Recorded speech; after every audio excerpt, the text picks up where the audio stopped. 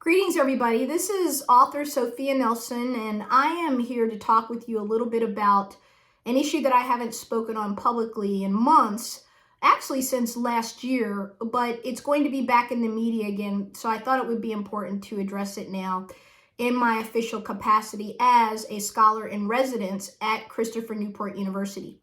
As you will recall, last October, on October 11th, I tweeted a tweeted question to DC Comic Books about a comic book character they were going to have. They announced that Superman's son was going to be a bisexual character. I responded, as did literally millions of people around the globe, to the comic book.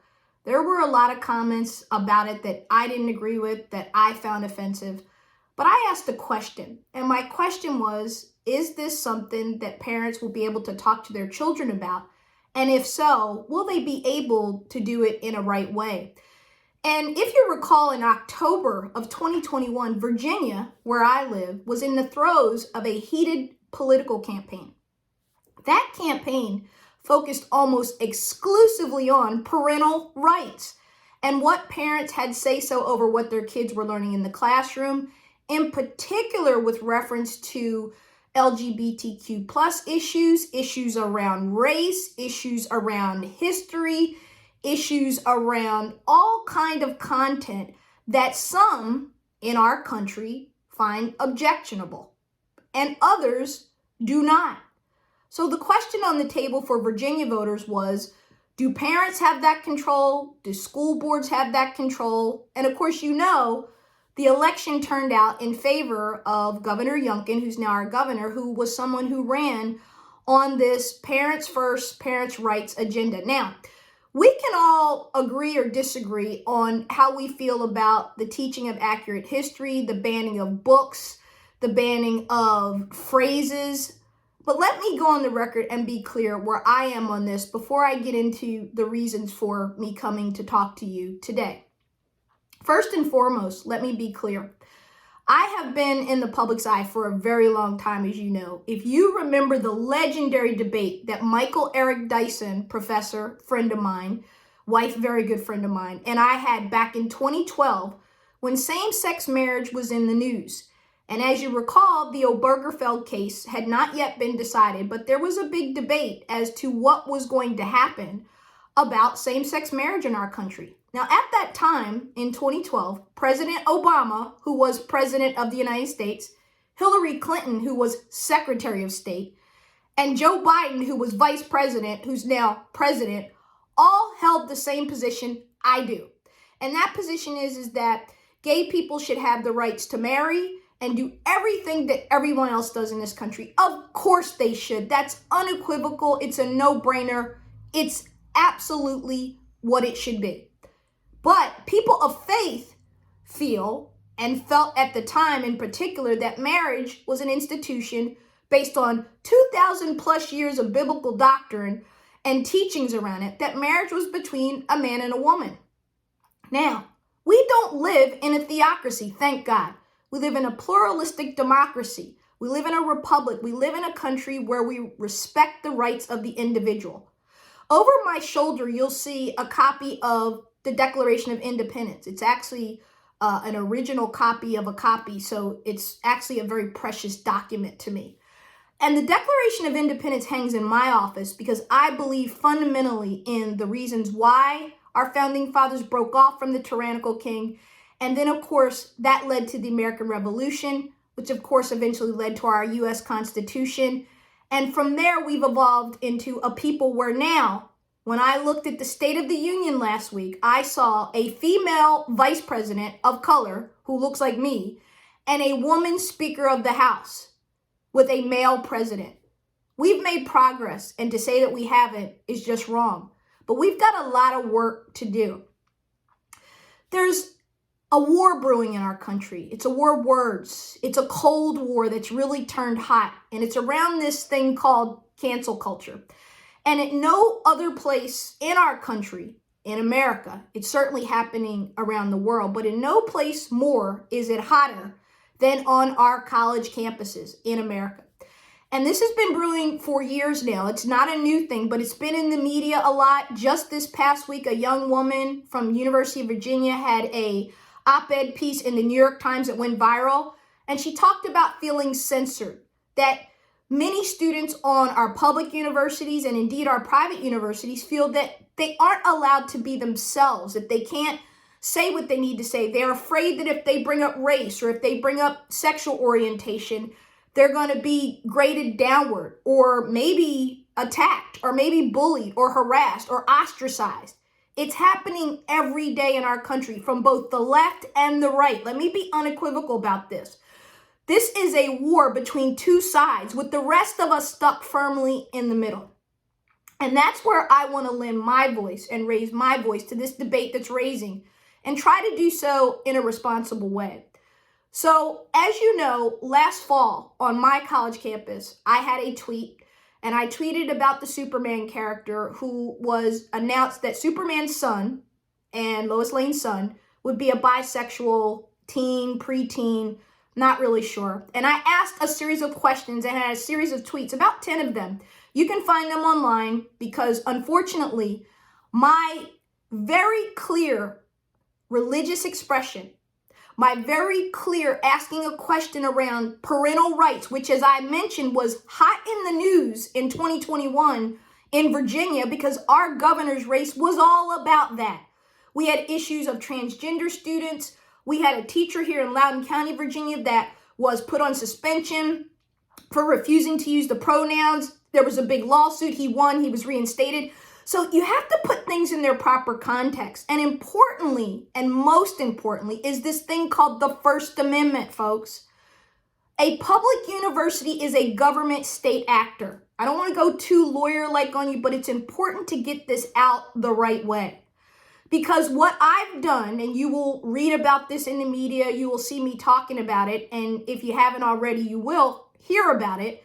I have filed a series of administrative complaints with the federal EEOC as well as state agencies and other organizations here in the Commonwealth of Virginia and asked them to investigate Christopher Newport University's practices in limiting free speech, in limiting free thought, in fostering and fomenting a campus environment of canceling, of bullying, and of harassing. I lived it firsthand.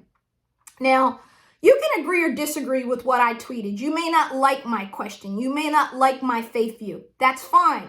The place for us to debate that is in the public square.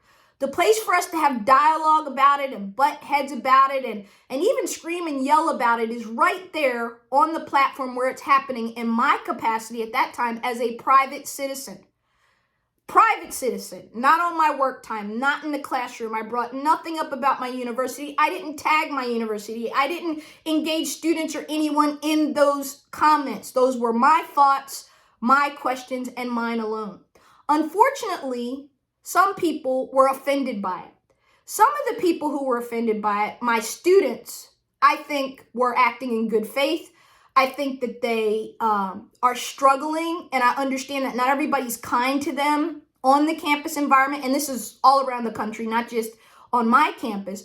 But I think that it's hard when you already feel marginalized, when you already feel like people don't like you, when they don't want you around, when they don't want to hear from you, when they don't want to treat you right, to not be sensitive about things that you see that may have nothing to do with you at all. But what's most important to me is that when I learned that there was a problem and that people were upset, particularly my students, because I love my students. And if you took my legal writing class when I was teaching as an adjunct and not as a scholar, you know that I open up my class and put in my syllabus and I make it clear that you can say anything you want. You can have any viewpoint you want. You can be a Trump MAGA. You could be a Biden Harris. You can be a liberal, a conservative, an atheist, a Christian. And I am going to let you say what you need to say. I'm going to let you speak openly. No one's going to shame you. No one's going to shun you. And you're never going to be graded down by me because I may not agree with your viewpoint. I make that clear. That's something I live by. It's something I practice. I love my students. I've helped students get internships. I've helped them get into law school and graduate school because the kids come first.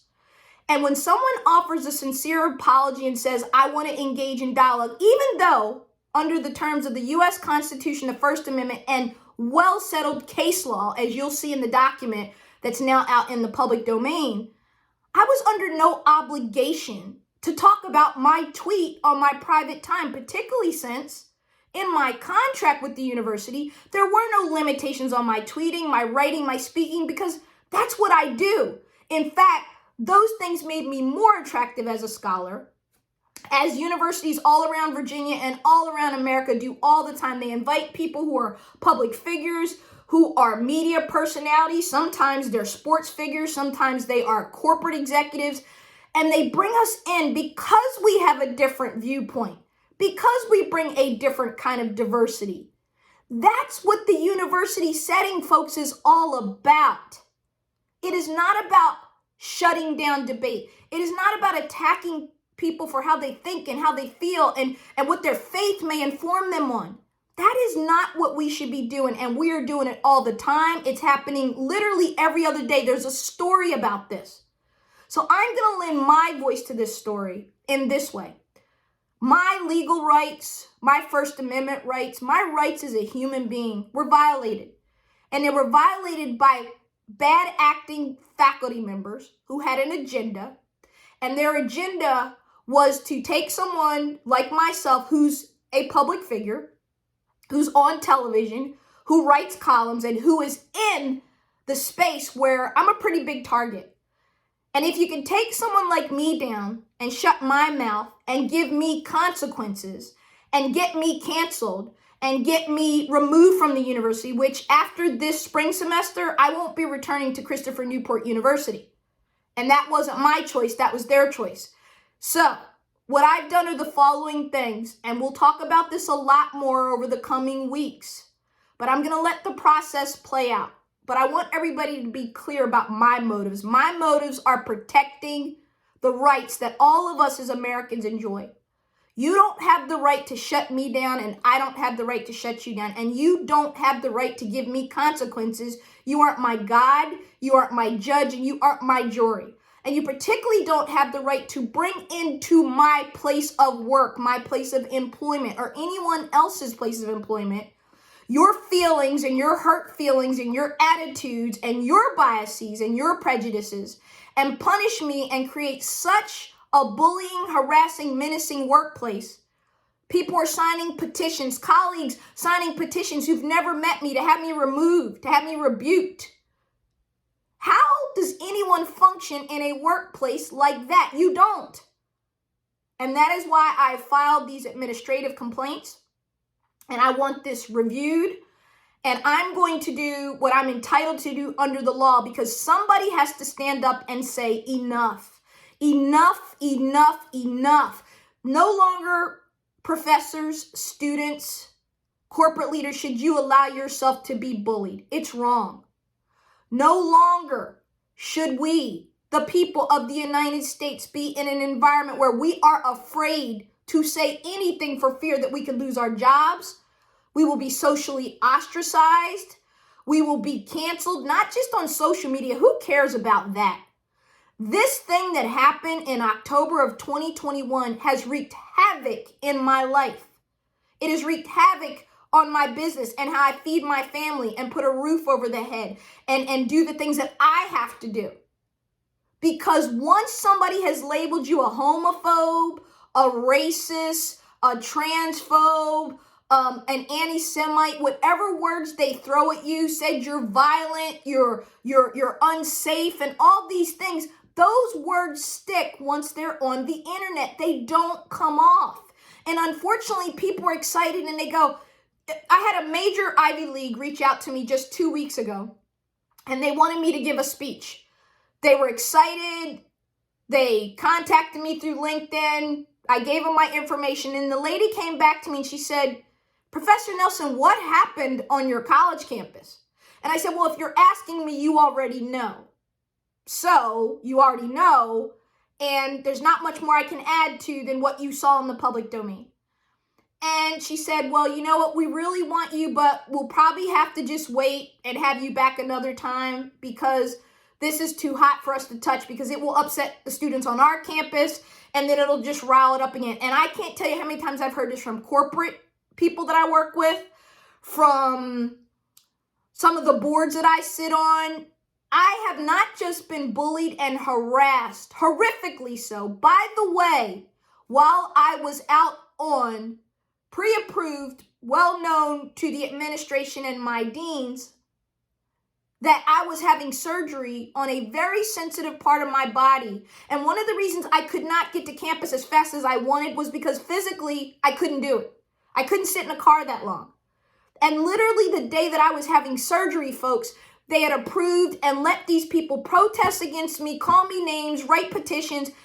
I wish I could tell you how horrible that felt. And anybody that thinks it's funny or that thinks somebody deserves that because they sent a tweeted question that you don't like, there's something wrong with you and you should get some help because you crossed the line. You're incivil, you're uncivil. You're not being a human being. You're being someone who is just angry and you want to have your way. And if it's not your way and if we don't agree with your way, if we don't all see the world as you do, we're bad and we're evil and we should be removed. That's not America.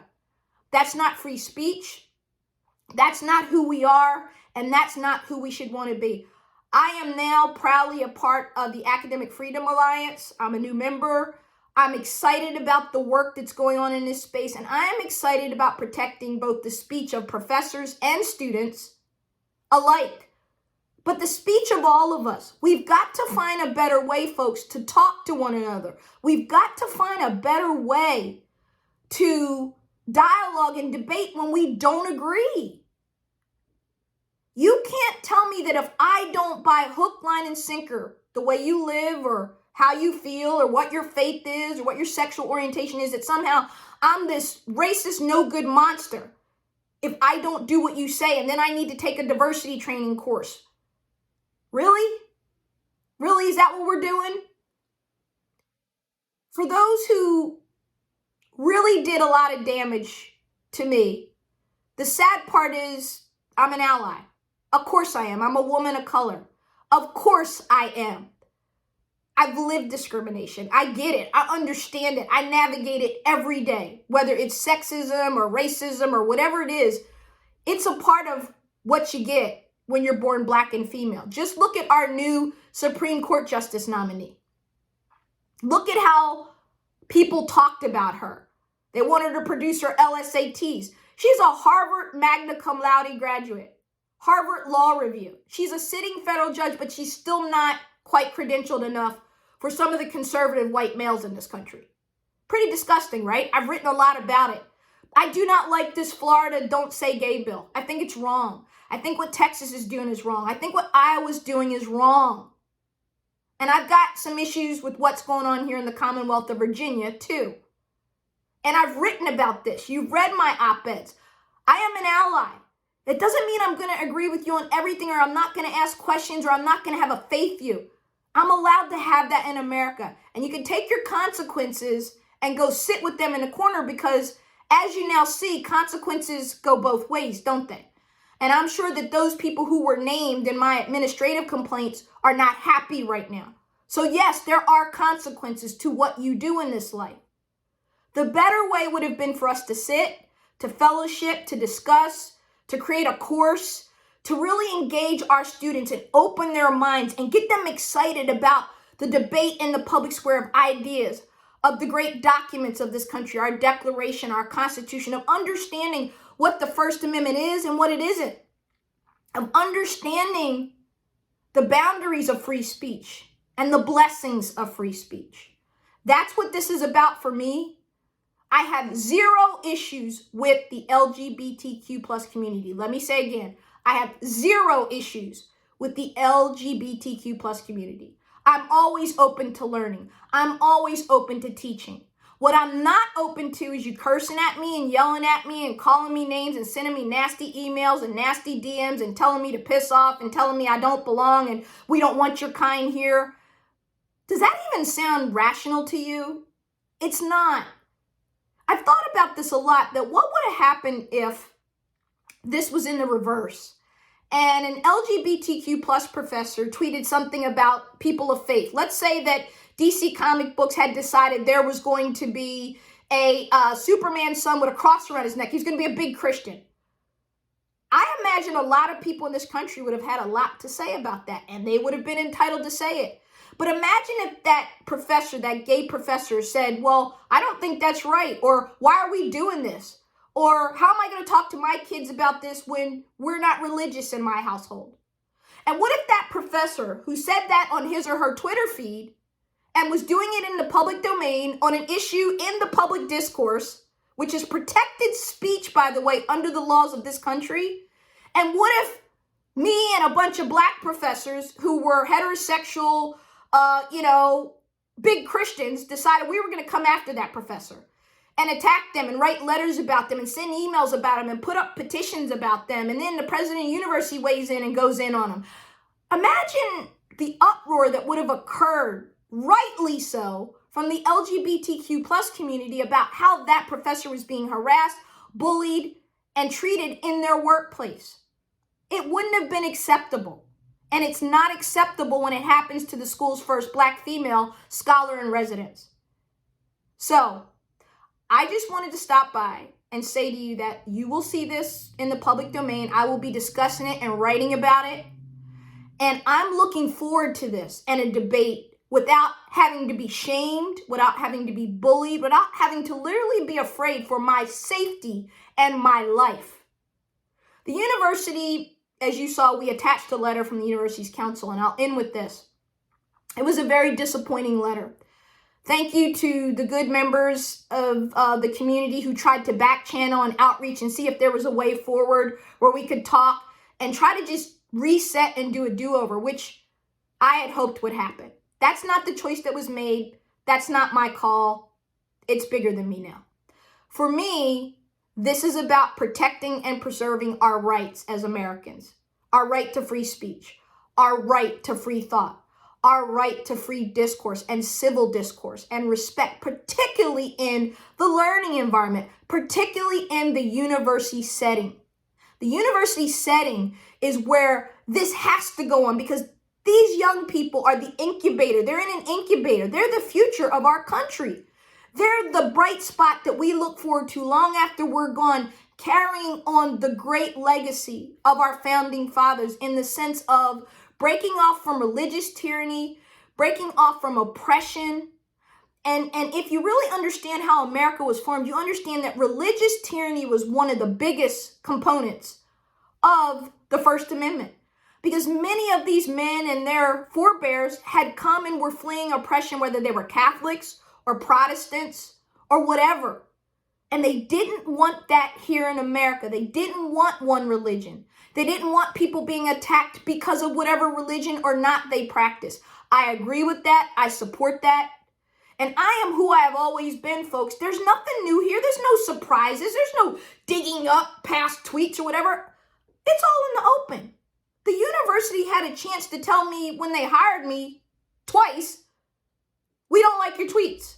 We don't like what you say in the public domain, but they didn't.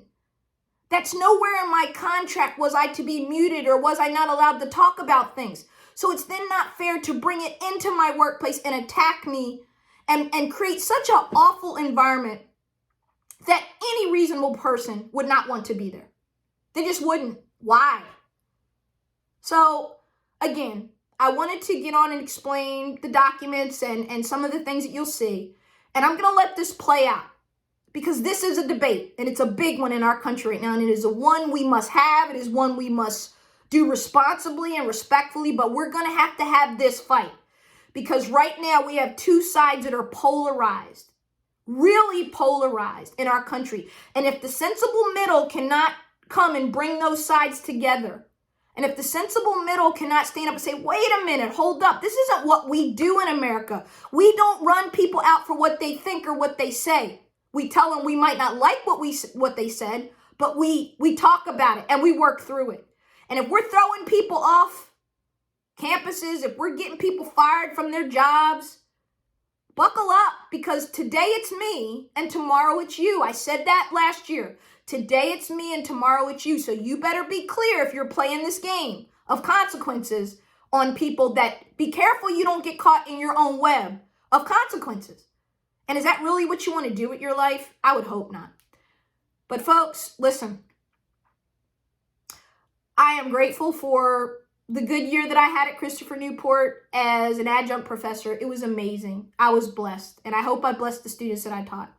I'm thankful to Dean Underwood for everything she did, and I will forever be grateful to her for her leadership, for her heart towards women, for her women's conference, and all the work she does to make her school a more diverse, more welcoming place. To those who were successful in making sure that I was removed from the campus and will not be back, you won this round. You did. But what we all lost was an opportunity to talk. What we all lost was an opportunity to dialogue. What we all lost was an opportunity to grow and grow forward together and to be allies and to find the places where we could agree. And more importantly, you lost someone who was really someone who supports you. I don't have to agree with everything you do, say, or think to be a supporter. And now, not so sure how I feel about that. And that's unfortunate. So I think that for me, I'm going to continue to grow and learn and do the best I can.